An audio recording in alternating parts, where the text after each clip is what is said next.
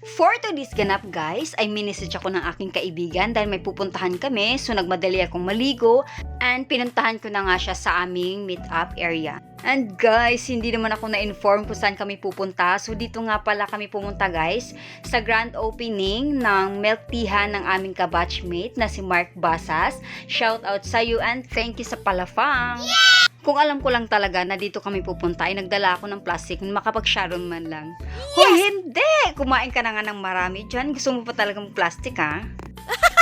Charot lang guys. So anyway, if gusto nyo nga palang bumisita sa kanilang store or sa kanilang milk teahan guys, located nga pala sila sa may Barida. So hanapin nyo lang yung kanilang milk teahan. Pangalan nga pala ng kanilang milk teahan guys is Zip Zip Mote. O diba? Kakaiba.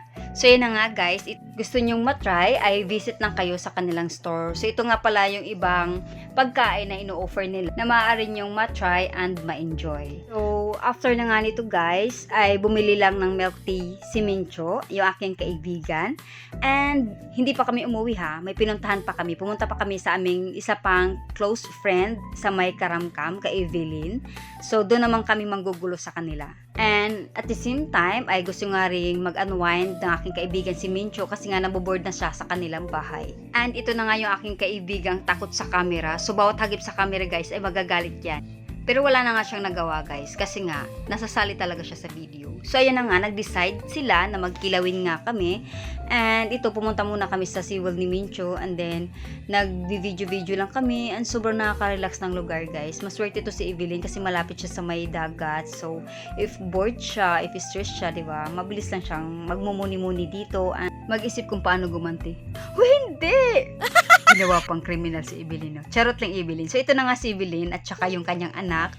Bumaba na nga sila guys and pumunta sila sa may bangka. Kasi yung bangka na yan ay sa kanila yan and may isda dyan. So dyan na nga kinuha yung isda na kikilawin nga namin.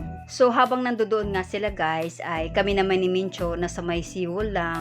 And alam nyo na, you know the drill. Marami kaming buhay na pinagchismisan. Wow!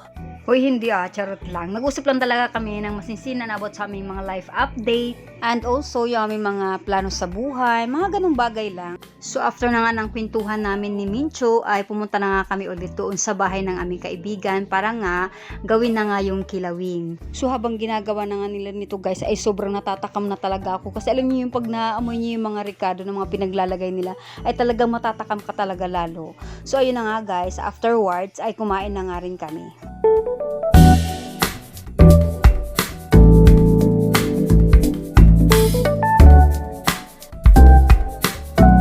So after na nga namin kumain guys, ay ayun, nagkwentuhan lang kami ulit and then maya maya ay inihatid na nga rin kami ni Evelyn sa may sakayan and then after nun ay uwian na. So ayun lang guys yung akin naging araw for today's video and thank you so much for always watching guys and sana abangan nyo rin ulit yung iba ko pang mga uploads. So ayun lang, babush!